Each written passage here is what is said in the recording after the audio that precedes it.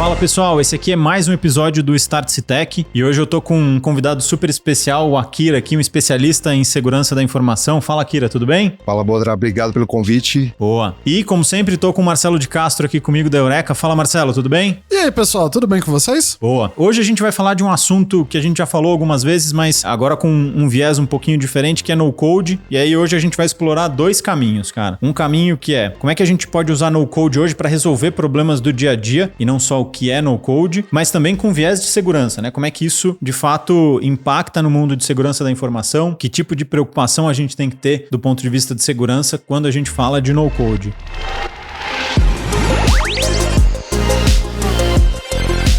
Startse Tech.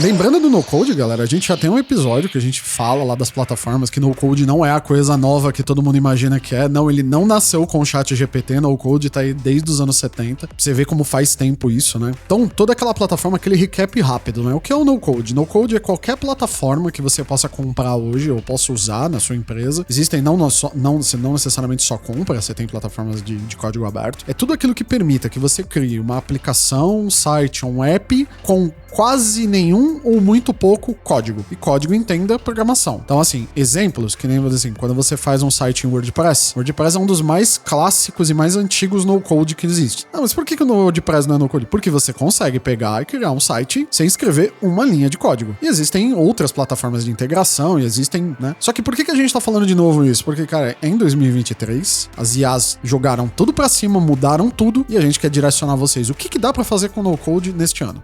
Eu acho que a mudança do ChatGPT e tudo que ele trouxe do tsunami de transformação que a gente está enxergando, botou mais luz nesse assunto. Uma vez que ele também sabe gerar código, eu acho que tem um ponto aqui pra gente já puxar a parte de segurança, que é o seguinte: como ele sabe gerar código, tem muita gente gerando código para resolver problemas de negócio, mas também tem gente gerando código malicioso, né? Sem dúvida. Lá fora, principalmente, apareceram vários casos de criação de identidade falsa, e-mails com um perfeccionismo de gramática que são impressionantes, assim. E agora tem uma segunda onda acontecendo de criação de avatares falsos. Então, se cria o avatar falso e também se escreve como se fosse aquele avatar falso. Então, publicações e tudo mais. Então, é uma sofisticação. O lado do mal anda normalmente mais rápido que o lado do bem, né? Então, quer dizer que agora a gente tá com um problema extra, né? Porque antes a gente só tinha o código malicioso e agora a gente tem a engenharia social versão 2.0. Gente, assim, por mais que doa, é a verdade, né? Enquanto você está trabalhando e usando o ChatGPT pra salvar a tua vida, tem gente pensando em como é que ele rouba teu dinheiro, né? E mais gente do que o cara do banco, sem dúvida. Acho que é uma provocação importante pra gente fazer aqui, né? Então, tentando dar uma recapitulada nesse assunto. A história do no-code é uma história antiga, a gente já falou disso desde Visual Basic lá atrás, mas isso também potencializou a criação de ameaças, a criação de plataformas não só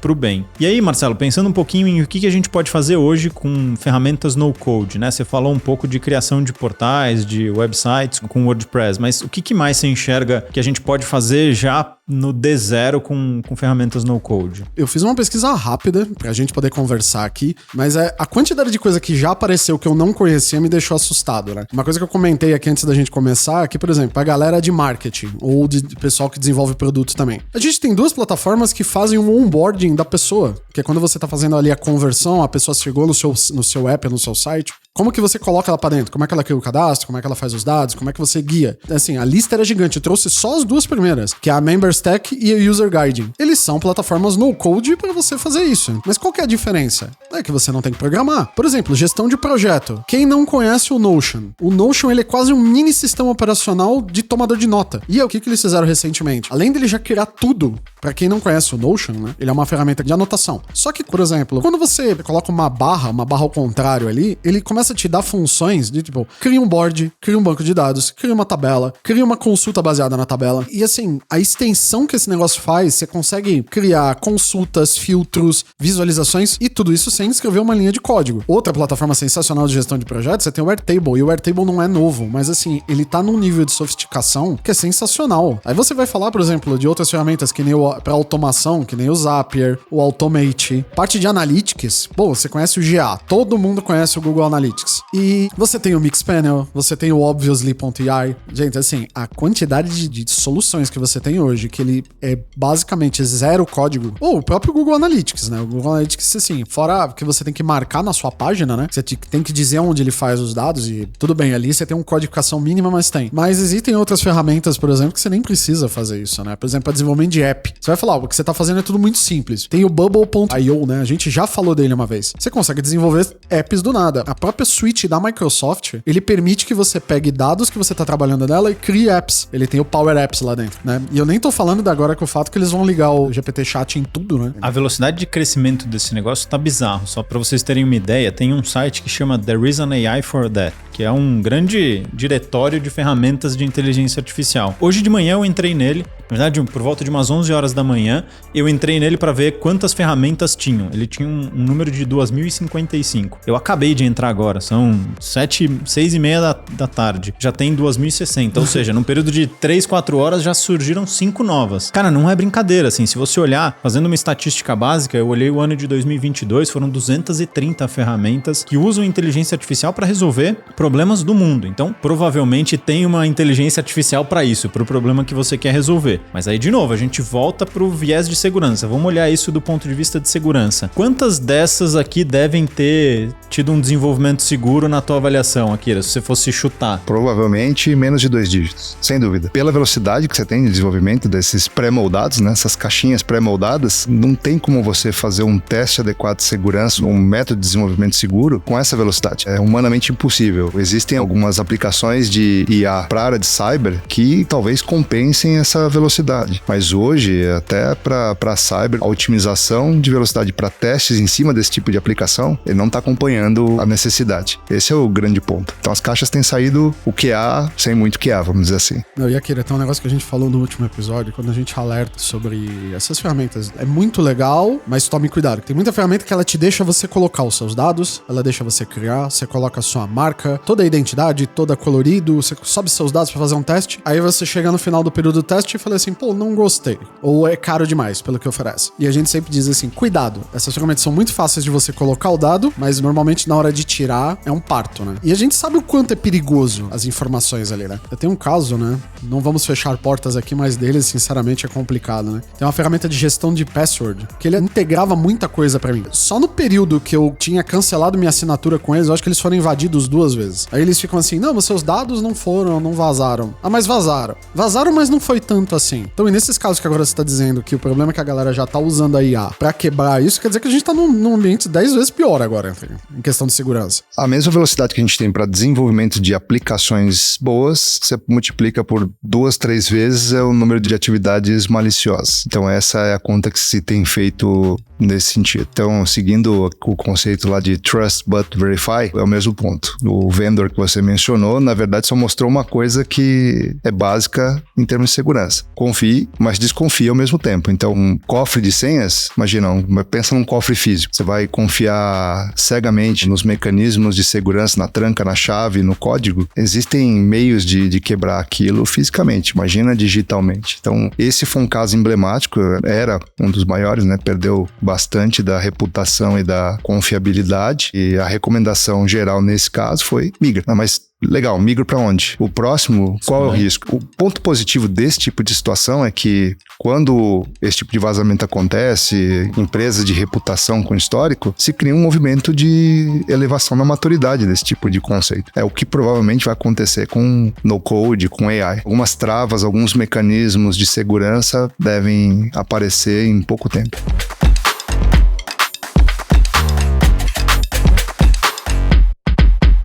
É, porque eu fico pensando antigamente, né? Quando a gente falava de invasão, muito é aquele negócio de algoritmo de força bruta, dicionários. É que, imagina, pra quem não conhece, algoritmo de força bruta é o que o pessoal usa pra quebrar sua senha. Ele tem um algoritmo que ele vai tentar, por exemplo, a partir das senhas mais simples, ele tenta rodar 1 milhão de senhas. Normalmente, quando se desenvolve alguma coisa de segurança, você coloca que, por exemplo, você não pode mais de 3 tentativas dentro de 1 minuto e coisas assim. Existem os dicionários, existem aqueles dados que vazaram. E é que quando você ouve que vazaram, vazou alguma coisa, é aquela história. Vazou, alguém copia esse dado e ele vai tentar o teu usuário e tua senha em todos os sites da internet, pra ver se algum entra. Entrou, acabou. Normalmente os e-mails são perigosos, né, Akira? E assim, a gente tem aqui, porque pelo e-mail ele destrava o celular, que ele destrava não sei o quê, e é uma cadeia, né? Então, um pouco antes do podcast, a gente estava discutindo exatamente esse tipo de situação. O e-mail é sim um meio, mas hoje você tem alguns outros pontos relacionados ao comportamento do usuário, né, em geral, que é reutilização de credencial em vários, né? Isso é clássico, né? E o que a gente sempre fala, quem gosta de senha, quem rouba a senha. O usuário não gosta de senha. Você pega, por exemplo, a recomendação de Microsoft, de NIST, que é um framework que se usa bastante nos Estados Unidos, que se diz claramente, não utilize tempo de vida de senha. Não, olha, a cada 90 dias expira a senha, faz o usuário alterar, ele vai alterar para uma senha com um caractere diferente.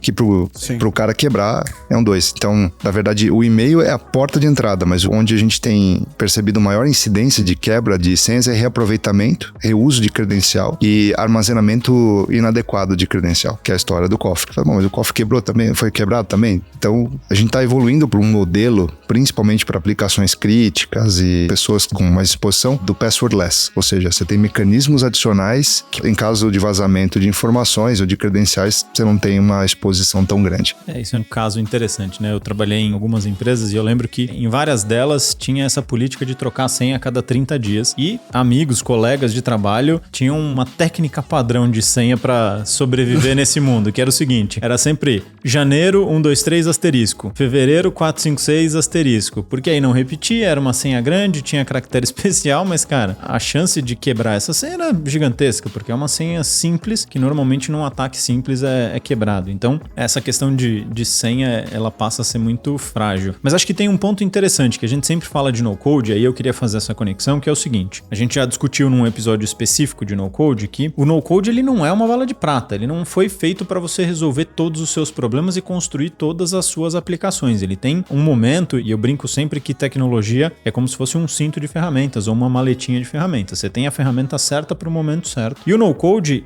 na nossa visão aqui, é que ele te ajuda a prototipar e experimentar muito rápido. Então, você teve uma ideia, você quer sair do 0 ao 100 para saber se aquilo funciona, se aquela tua iniciativa de negócio, aquele novo negócio que você está imaginando faz sentido. Usar o no-code, ele vai te acelerar muito. Ele vai te dar o momento de sair do 0 para experimentar e ver se faz sentido muito rápido. Só que significa que você vai pegar esse produto e depois escalar se ele der certo? Provavelmente não, por vários motivos. E aí a gente já abordou também, mas o principal deles é a escalabilidade. Normalmente esses produtos não escalam rápido e fácil do ponto de vista de hoje eu tenho 10 usuários, amanhã eu quero ter 5.000. Ele não aguenta essa pancada, né? Isso aí é um caso, por exemplo. Na Eureka a gente tem esse tipo de coisa. Por exemplo, quando alguém compra uma solução com a gente, que a gente vai usar o WordPress, por exemplo. Por que o WordPress? Simplesmente porque eu consigo sair do 0 pro site entregue pra pessoa muito rápido. O problema é que é o seguinte, quando você cai nessas ferramentas de no-code, gente, é o que o Akira tava falando. Essas coisas crescem numa proporção tão grande que é difícil. Quanto tempo o WordPress existe? Muito tempo. Quanto tempo tem gente tentando hackear o WordPress? Muito tempo. Quantas ferramentas tem exatamente só pra hackear? Tem bastante. Só que o que acontece? Lá a gente conhece todos os procedimentos e a gente trava a aplicação de um jeito que, além dela conseguir escalar pra aguentar o seu... Por quê? O básico, o cara fala assim, não, eu vou colocar aqui o site pra rodar embaixo do computador na minha mesa e ele funciona. Claro que funciona, não tenho dúvida disso. Quando você escalar pra 100 usuários, ele funciona. Bota 5.000, ele não aguenta. Ah, mas eu tenho um plugin aqui, aí é quando começa o problema. O plugin do WordPress, pra mim, ele é a quintessência do no-code. Algo que você não deveria fazer é aquela assim, você nunca deveria ter resolvido isso dessa forma, mas o plugin vai lá e te resolve. Você não sabe de onde vem o plugin, você não sabe como ele desenvolve, você não sabe o que ele faz. E, o plugin resolve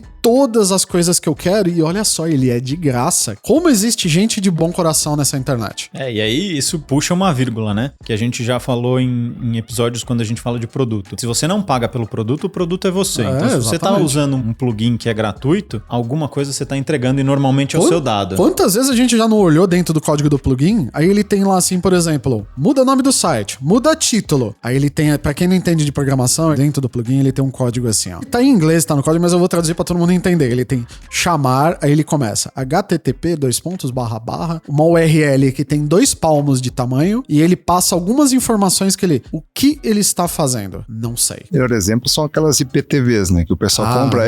Acho que esse é o exemplo físico que vai, talvez, matar a charada. Poxa, eu não quero pagar mais TV a cabo. Eu quero ter os canais lá, X, Y, Z, à vontade. Compra uma caixinha, paga nesse caso você paga, né? Um FII único e Usa à vontade. Poxa, que mágico, né? Deixou de pagar. O que tem ali dentro? Um monte de... Não sabemos. Né? Algumas coisas, por exemplo, se não me engano, no final do ano passado houve uma apreensão gigantesca de IPTVs, foram detectados inclusive roubos de informação, códigos maliciosos que poderiam roubar a informação dentro da tua casa. Então isso é o físico que você vê ali, tá dentro da tua casa. O plugin do WordPress é a mesma coisa, tem o plugin de otimização do XPTO, é a mesma coisa, o código que tá ali dentro você não sabe. O que ele vai levar, essa URL gigantesca que como o Marcelo comentou, é exatamente isso, vai levar para um site no leste europeu, na Ásia ali, que sabe-se lá o que vai acontecer com o seu dado. Eu não quero dar nome aos bois, mas tem um parente muito próximo, meu pai, né? Que ele não é sério, gente. Assim, ele tinha uma conta do Windows, daquela que a gente compra na banquinha.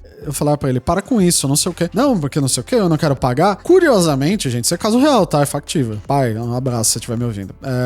Estranhamente, o cartão de crédito dele vivia sendo hackeado. Mas, gente, não era assim. Era pelo menos 2 vezes por mês. Aí eu falei pra ele, posso te sugerir uma coisa? Troca o computador, já compram ele com uma licença do... Cara, impressionante. Nunca mais aconteceu.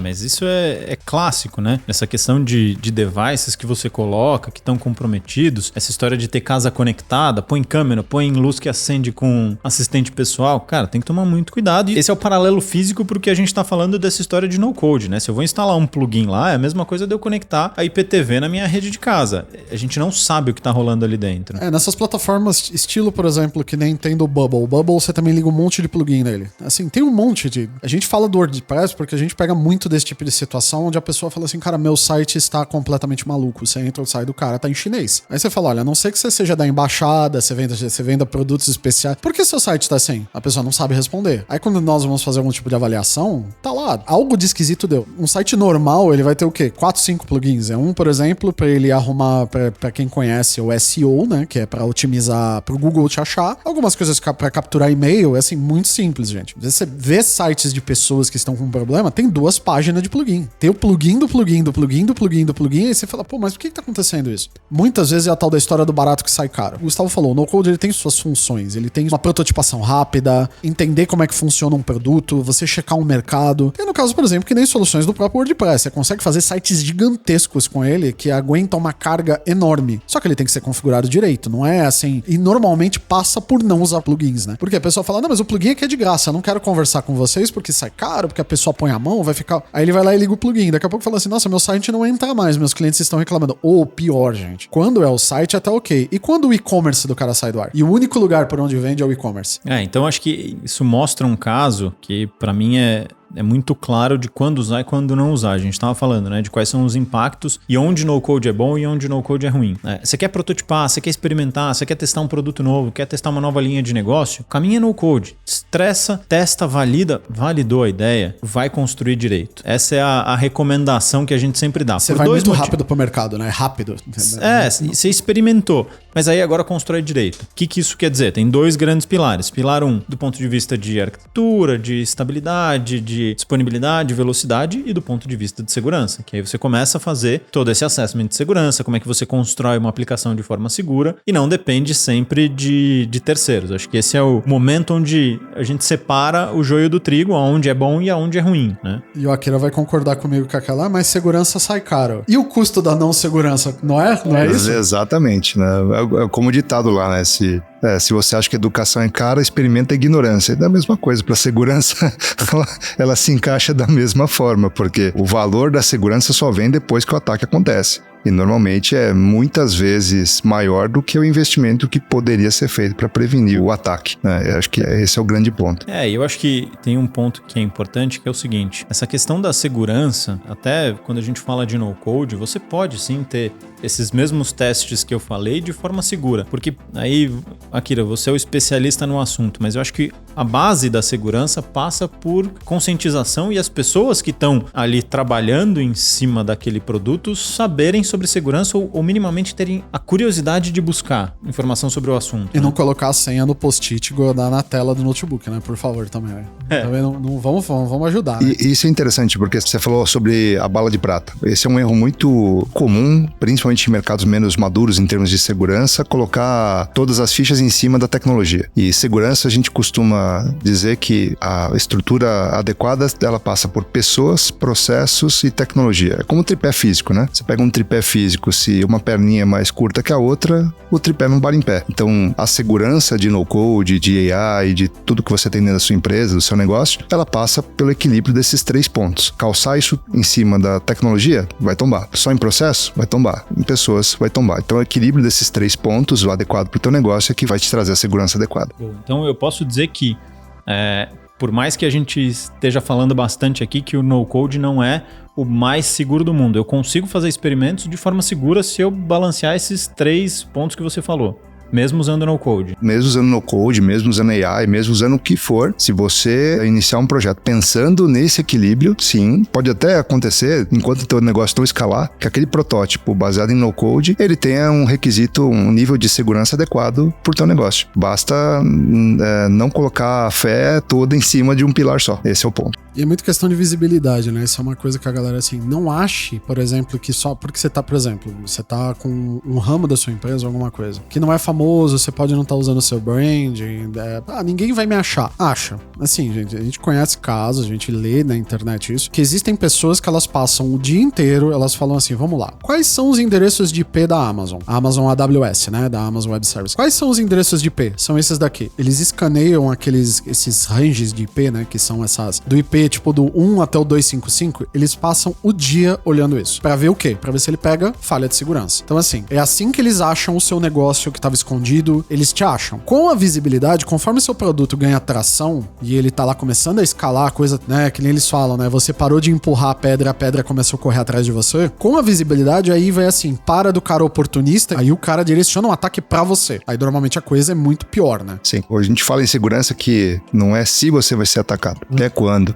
Todo mundo tá exposto, em menor ou maior grau. O momento que você vai ser atacado vai depender exatamente dessa exposição. Se teu negócio escalou e tem um valor interessante para quem tá querendo te atacar, um valor de extorsão financeira ou qualquer outro tipo de interesse, e ele só vai achar o momento certo para explorar aquela vulnerabilidade se ela continuar existindo. Esse é o modus operandi de quem faz os ataques e explora isso. É, que ele começa a ver a vantagem. E se você tá usando, que nem o que a gente diz, né? Do menos que a gente que fala que o no-code não é a bala de prata, ele também não é, assim, não estamos dizendo não use, não é isso, né? É assim, use na medida certa, use na hora certa e pra finalidade certa. De novo, eu vou voltar lá, por exemplo, do WordPress. Então a gente conhece sites que estão rodando há 12 anos de WordPress, tá muito bem, obrigado, e nunca teve problema. A gente conhece aplicações que usaram no-code, que o cara fala, não, eu vou desenvolver uma API no-code, eu só dei aqui, rodou, ela foi invadida. O cara foi invadido. Ah, mas o que ele foi? Como é que se invade uma API? Não, ele não invadiu, ele só leu. Pra quem não conhece, a API é a forma como normalmente os sites funcionam, né? Ele é um ponto de entrada, né? É como o seu site, normalmente ele conversa com o banco de dados dele, como ele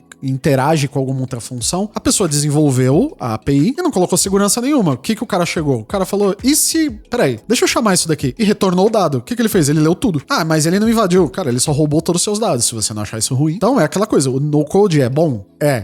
Sempre vai ser? Sempre vai. Desde que você use ele da forma correta. E para aquilo que ele foi feito, né? É te ajudar a acelerar a experimentação. De novo, acelerar a experimentação é o que todo empreendedor, todo líder deveria buscar. E até uma feature, né? Pensa assim, mas minha plataforma é gigante, ela é bem estruturada, eu tenho 10 arquitetos de... Cara, às vezes você só quer testar uma feature. Usa o no-code e testa. Pra que você vai gastar, por exemplo, R$500 mil?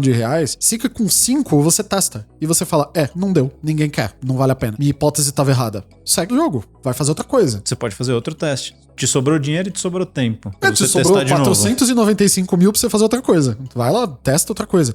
Isso é uma beleza. Uma aplicação que não é de missão crítica. Às vezes você só quer capturar lead. Às vezes, por exemplo, esse que você vai falar, mas você acabou de dizer que plugin do WordPress é um problema. Não. Um plugin de WordPress que você vai lá e paga, compra, ele é uma ferramenta que a comunidade diz que funciona, você já viu o teste, é uma empresa, tem registro, né? A empresa existe, né? Tem nome, tem só... Você compra ele captura lead e funciona bem. É isso. Por quê? Porque ele captura lead, ele só faz isso. E tem histórico, né?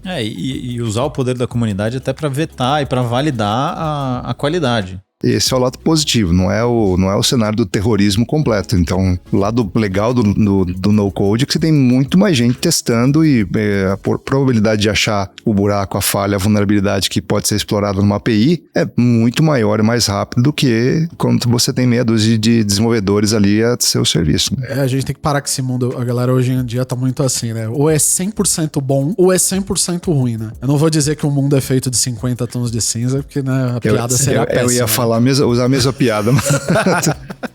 Essa foi daquelas assim, tipo, alguém vai ter que fazer. Piada pronta, né? A piada pra alguém tem que fazer.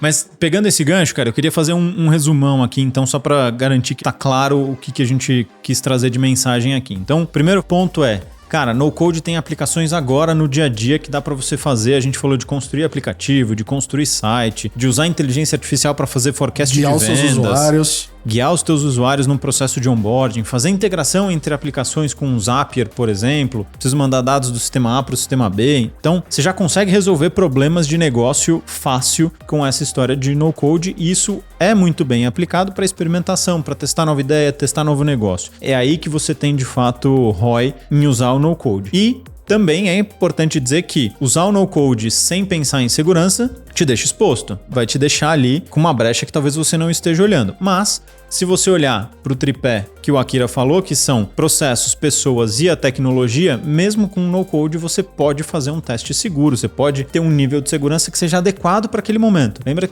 que a segurança é infinita. Quanto mais você investir, melhor vai ficar e não tem fim esse negócio. Mas você tem que entender qual que é o momento e qual é o investimento que você tem que fazer. Então, fazendo um resumão de tudo que a gente falou, esse é o caminho. Akira, considerações finais? Marcelo, considerações finais aqui?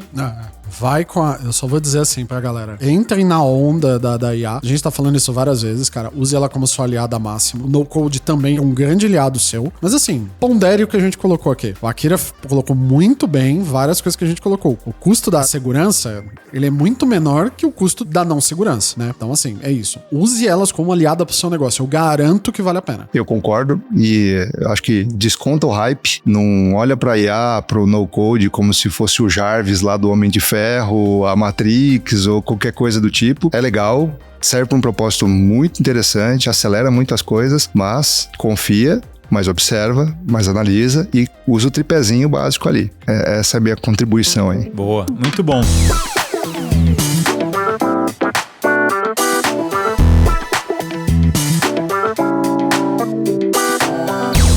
A gente está chegando ao fim de mais um episódio do Startse Tech. Curte aí no agregador que você está usando. Não esquece de marcar para receber os updates dos próximos episódios e a gente fica até uma próxima. Valeu! Um abraço!